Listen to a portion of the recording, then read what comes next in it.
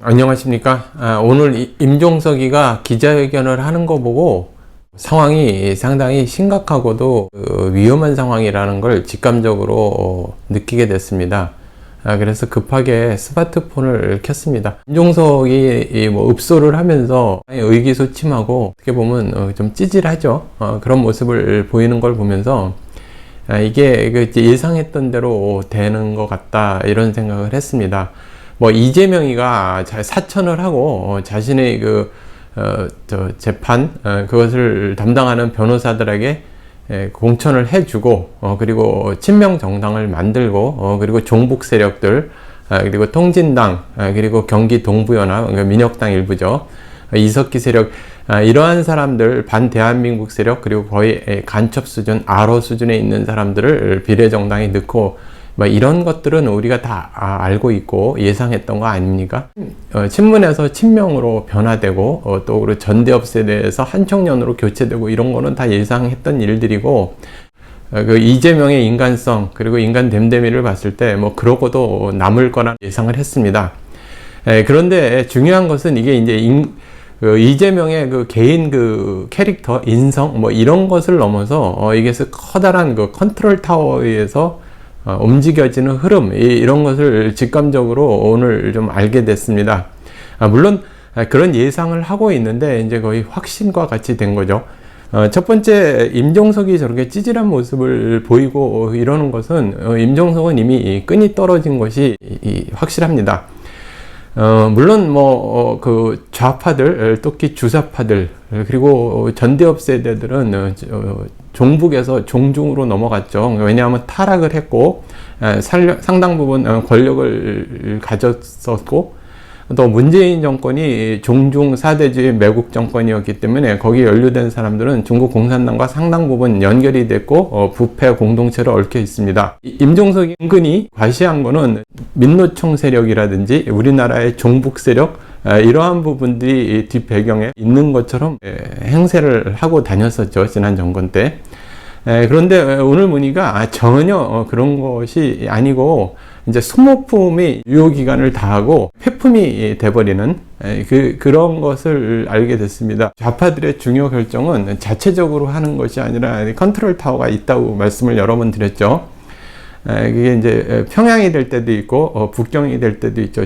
제가 염려스러워하는 부분들은 이재명 수사가 이번 정권에서도 거의 진척이 되지 않았지 않습니까?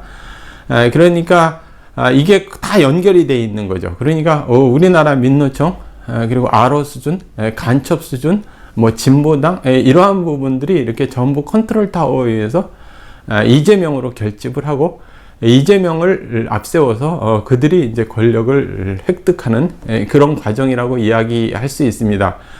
어떻게 보면 문재인 정권이나 전대업 세대가 추구했을 때보다 훨씬 더 위험한 그런 거죠. 그 대신 친문 세력을 고립화시키기 위해서 오늘 보니까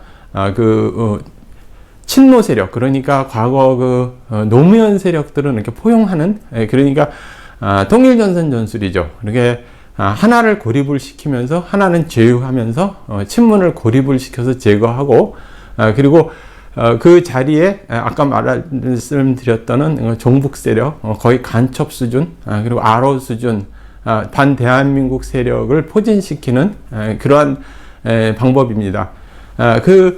그런 부분들이 이제 단지 우리나라 정당만 장악하는 것이 아니라 검찰, 이원석 검찰총장이 봐주지 않는 이상에 그렇게 부실하게 이재명 수사를 하는 것도 상당히 수상했습니다. 뭔가 연결되어 있지 않나, 이래서 의심을 할 때도 그런 거보다는 어떤 커다란 카르텔이라고 생각을 했었습니다. 예를 들어서 권순일이라든지 박영수라든지 이런 것들을 알고 계시죠? 이런 커다란 카르텔 속에서 여야 부패 공동체로 맞물려 있어서 이재명을 계속 봐주기 하고 있구나. 또는 이재명이라는 캐릭터가 워낙 이상하고 그리고 아주 사악하고 이재명을 카운터파트로 쓰기에는 그만한 사람이 없다. 그래서 이재명이 야당 지도자로 있는 한 계속 국힘당이 승리할 것이다. 그래서 봐주는 거로 저 일부 생각을 했었습니다. 근데 그런 거보다는 이것이 커다란 흐름 속에서 이재명이 유능해서가 아니라요. 이런 게 있습니다.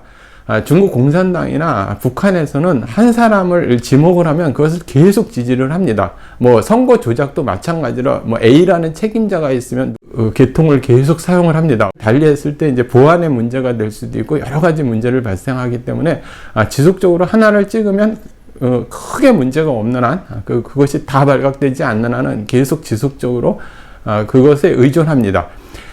지금 이재명으로 확실히 대한민국 전복 그리고 반대한민국 세력들이 결집을 하고 또 외부 컨트롤 타워는 이재명을 통해서 대한민국 체제 전복 그런 것을 이제 본격화하는 것 같습니다. 그 부분에서 뭐 문재인은 이미 소모품 그 삶은 소대가리라고 얘기했을 때 이미 소모품으로서의 그 가치는 다 한 거고 최근에 보니까 이해찬이도 이제 더 이상 뭐 별 쓸모가 없는 걸로 그렇게 그들이 결정을 내린 것 같습니다. 행동대장 임종석 이런 사람들은 이렇게 큰 의사 결정을 하는 것이 아니라 행동대장이고 그냥 소모품이고 크리넥스 휴지와 같은 사람들입니다. 그러니까 이렇게 내쳐지는 거죠. 그러니까 그렇게 찌질한 모습을 보이고 그렇게 비굴한 모습을 오늘 보이지 않습니까? 뭐 탈당을 하든 탈당을 하지 않든 후회를 도모하든 임종석이는 좀 끝난 것 같습니다. 그런 점에서 또 다시 걱정이 되는 것은 정당, 그리고 이렇게 반대한민국 세력 간첩 수준, 이런 사람들하고 연결돼서, 검찰도 제대로 수사를 지난 2년 동안 하지 않은 것들이 상당히 어떤 커넥션이 있나 걱정이 되고요. 무엇보다 걱정이 되는 것은 이제 법원입니다. 법원의 비호가 있지 않으면 이재명은 벌써 감옥을 가고 종신형까지 당할 수 있는 그런 제목들인데도 건재하고 이 부분들이 크게 변화될 것 같지는 않습니다. 이재명이 당당한 거는요, 이재명이 배짱이 좋고 능력이 좋고 판단 능력이 좋아서 그런 것이 아니라 외부 컨트롤 타워에서는 우리나라에서 제일 바보 같은 그리고 아주 파렴치하고 약점이 많은 사람을 지목을 합니다. 그러니까 꼭두각시로 쓰기 가장 좋은 대표적인 게 이제 문재인 같은 경우죠. 이렇게 좀 머리도 딸리고 능력도 딸리고 판단 능력도 없고 그리고 아주 약점이 많고 탐욕스러운 이재명은 그보다 훨씬 더하죠. 그러니까 이재명이 낙점을 받은 겁니다. 오래전에. 법원 같은 경우도 상당히 좌파 판사, 종북 판사들에 의해서 이재명이 비호가 돼 왔고 지금도 그러고 있지 않습니까?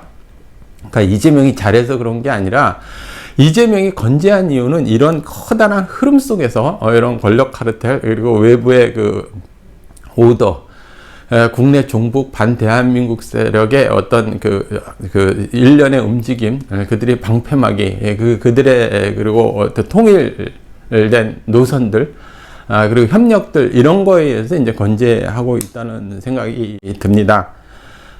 그리고 언론 같은 경우에 있어서도 아주 눈 하나 깜짝 안 하죠. 지금 정권이 바뀌었는데도 민노총이 장악한 언론 노조, 그리고 언론 노조가 움직이는 대한민국 언론. 근데 민노총의 뒤에는 이제 민노총을 주로 움직이는 세력은 종북 세력이고, 그걸 컨트롤하는 세력은 아로 세력이고, 반대한민국 세력이고, 외부의 컨트롤을 받는 종중 종북 컨트롤을 그 사람들이 외부에서 이제 오더를 받는 대로 행동을 하고 있죠. 이런 부분들도 언론도 그렇고 이 부분들에 대해서 이제 대동단결하고 있는 것 같습니다. 최근에 이제 여론조사가 국힘당에 좀 일부 유리하게 나오고 뭐 그런 것은 그렇게 중요한 일이 아니라는 생각을 했습니다. 저는 이게 결과적으로 체제 전복의 완결판은 대한민국 같은 경우에 있어서는 대만과 뭐 일본과 다르게 선거 무결성이 확보되지 않고 선거 조작이 마음먹은 대로 얼마든지 가능하기 때문에 선거 조작을 통해서 대한민국 전복 이런 것이 가능한 나라이거든요. 우리나라는 이렇게 국민들의 의사에서 지도자나 정치 지도자를 뽑는 나라가 아닙니다. 한 몇 주, 한 1, 2주 정도 상당히 약간 좀 해이해진 경향이 있습니다. 그러니까 뭐냐면 윤석열 대통령에 대한 평가가 좀 이렇게 좀 호의적으로 이렇게 나오고요. 또 그리고 국힘당에 대해서 총선에 승리할 것 같은 그런 여론조사들이 나오고 이런 것들은 그렇게 중요하지 않습니다. 얼마든지 이벤트는 만들어낼 수 있고 대중들을 여론은 조작할 수 있습니다. 보면 상당히 여러 가지겠죠. 뭐 이재명이가 모든 공천을 끝나고 반대한민국과 간첩과 아로 세력으로 다 바꿔놓은 다음에 나는 대표를 사퇴하겠다. 아니 난 백이 종군하겠다. 그럼 박수를 와 치지 않습니까? 그러고 난 다음에 다음 당대표 선거에 나오면 되는 겁니다. 그러면 그런 준비를 세팅하고 나서요. 그러고 나서 여론조사를 했더니, 이재명의 어떤 희생적인 그러한 결단에 의해 가지고, 역전이 됐다. 갑자기 10%가 민주당이 앞선다. 이재명의 인기가 치솟는다. 이러면서 그냥 선거 막판에 가는 겁니다. 민주당이 상당한 다수 의석을 차지하고요. 비례정당, 그러니까 간첩 수준, 아로 수준, 그리고 반대한민국 수준, 이런 사람들이 합쳐가지고 180석, 200석까지도 갈 수 있는 것이고요. 그렇다고 그래서 지금 광화문 세력이나 우파 세력들 서로 이렇게 아주 강력한 마음으로 목숨을 걸고 싸우고 있지 않지 않습니까? 대한민국의 체제 수호를 위해서 목숨을 버릴 만한 우파 세력이 얼마나 있습니까? 광화문을 다 메우고요. 그런다 하더라도 사실 어려운 싸움인데 이렇게 나이브하게 이렇게 싸움을 하고 있는데 그들은 지금 일어나고 있는 소리 없는 전쟁 그리고 체제 전쟁에 있어서 우파는 액토로 전혀 생각하지 않습니다. 종북과 종중의 어떤 싸움이라고 이야기를 하지만 지금 북한에 있는 핵무기가 이제 북한 거라고 사람들이 생각을 하는 분들도 계시는 것 같은데 그건 중국 겁니다. 중국의 기술로 만들어지고 운영도 중국이 하지 않으면 할 수 없는 일이고요. 사용 권한도 사실상 중국에 있습니다. 이랬을 때 지금 이재명을 둘러싼 세력들이 거의 종북이죠. 그리고 간첩 수준이죠. 그렇지만 궁극적으로는 종중으로 갈 수밖에 없는 그러한 장기적으로는 그렇습니다. 그렇지만 현재에 있어서는 이재명 밑에 있는 세력들이 과격한 그리고 아주 탈레반 같은 수준의 뭘 모르는 그런 사람들 수준의 종북 세력들이죠. 그리고 간첩 수준들이죠. 이런 사람들에 의해서 선거 조작이 일어날 것에 대한 대비를 단단히 하고 있어야 합니다. 안일하게 이제 국힘당 국회의원들 같이 나 공천 한 번만 더 받고 국회의원 자리만 받으면 된다. 이런 사람들로 지금 공천을 하고 있지 않습니까? 대표적으로 싸울 사람이 어디 있습니까? 폐품 수준의 어떤 과거 주사파였던 사람들, 끈 떨어진 사람들. 제가 늘상 말씀을 드리는 거는요, 좌파에서 전향했다고 그러는 사람들은요, 폐품 수준이고, 거의 소모품, 그리고 크레넥스 휴지 정도로 버려진 사람들입니다. 그쪽에서. 라인 안에 있을 때는 그 사람들이 훨씬 더 조직력을 가지고 있습니다. 그러니까, 운동이라는 것, 좌파 운동은요, 머리가 좋고 똑똑하고 이런 것을 우리나라에서 필요로 하는 것이 아니라, 외부에 있는 오더를 얼만큼 충실하게 수행을 하느냐, 거기에 달린 겁니다. 그게 인간성이 좋고 나쁘고도 전혀 중요한 게 아닙니다. 어떻게 보면, 무능력하고, 인간성이 나쁘고 탐욕스럽고 이런 사람들을 에이전트로 쓰기가 가장 좋은 거죠. 그런 점에 있어서 우리나라가 상당히 위험한 상황입니다. 장기적으로는요, 다 망해가고 있는 북한, 그거에 줄을 서는 사람들이 어디 있겠습니까? 그리고, 중국도 이제 디커플링에 의해서 유럽이나 미국도 이제 중국 고립화 전략이나 중국 힘 빼기 전략을 하기 때문에 장기적으로는 운동권이 힘을 쓰지 못하고, 그렇겠지만, 대한민국은 정반대로 가고 있습니다. 그러니까 마지막 발악을 하는데요. 이 마지막 발악을 하는 것이 사실상 가장 위험합니다. 환경이 좋아진다 그러도 나 하나만 암으로 죽는다 그러면 무슨 소용이 있겠습니까? 지금 대한민국 파괴 세력들, 반대한민국 세력들의 마지막 발악을 하고 있는데요. 이 부분이 세계사적 의미에서 운동권은 종말을 고하고 이들은 정말 한심한 수준입니다. 제가 늘 얘기하고 그리고 대한민국의 운동권 특히 좌파, 주사파, 종중좌파 이런 사람들은 정말 적퀄러티입니다. 베트남의 공산주의자들이나 좌파들을 보십시오. 얼마나 현명하게 잘하고 반중 이러고 나가면서도 실용적으로 그리고 미국과에도 협력을 잘하면서 자신의 국익을 얼마나 잘 찾습니까? 우리나라 좌파는 불행하게도 대한민국을 들어 바치면서 자기 이익을 취하는 거거든요. 이미 끈떨어진 임종석 같은 전대업 세대들 같은 폐품들 그걸 또 주워다가 그거보다 못한 것들을 주워다가 그 싸움을 붙이는 그 국힘당. 그런데 이쪽에는 그 외부 컨트롤에 의해서 차곡차곡 대한민국 파괴를 정확하게 하고 있죠. 이재명이 똑똑해서가 아니라 이재명이 그만큼 추악하고 이재명이 그만큼 이렇게 컨트롤하기 좋게 이렇게 부패돼 있고 그렇기 때문입니다. 이재명은 자기 생존을 위해 가지고 반대한민국 세력한테 상당 부분 지분을 주는 거고 이 반대한민국 세력들은 이재명 같이 한심한 자의 약점을 잡고 그 사람을 잡고 상호 그러니까 보완제라고 그래야 되나요? 상호 필요한 거죠. 그러면서 대한민국은 파괴되는 거죠. 그거에 비해서 국힘당의 전략 너무나 나이브하고요. 그리고 또 대한민국 우파 아스팔트 우파들도 이렇게 힘을 제대로 발휘하고 있지 않은 것 같습니다. 오늘 좀 임종석의 그 기자회견을 보면서 확실히 우려했던 방향에 그리고 우려했던 것들에 확신을 갖게 됩니다. 4.10 총선 선거 조작 그 부정선거죠. 이 문제 그리고 우리 사회에 곳곳에 침투되어 있는 반대한민국 세력과 간첩 세력 그리고 아로 그런 활동들 이런 것에 대한 경계 그리고 무엇보다 선거 조작을 막아내기 위한 목숨을 건 우리의 어떤 투쟁이 있지 않고서는 이겨나기 상당히 어렵다는 생각이 듭니다. 저 끝으로 말씀을 드리는 거는요. 이렇게 중요한 시기에 윤석열 대통령 같은 경우 용산에서는 지금 쓸데없는 의대 정원을 늘린다고 그래가지고 왜 그렇게 소모적인 논쟁을 합니까? MB 때도 실용 노선이 어떻고 그랬는데 결과적으로 그 실용이라는 건 이념이 없는 실용은요 아무 의미도 없는 것이고 그냥 말장난에 불과합니다. 그리고 무엇보다 걱정인 게 뭐냐면 아주 정책 능력이 없는 사람들입니다. 여러분 정책 능력이 상당히 중요한 겁니다. 어떤 일을 추진하는데 그 이념 그리고 그 다음으로 중요한 거는 정책을 제대로 공부하고 정책을 제대로 실행할 수 있는 능력을 가진 사람들이 있는데 지금 용산 윤석열 정부에는 그 두 가지가 다 부족합니다. 이념과 그리고 정책 능력.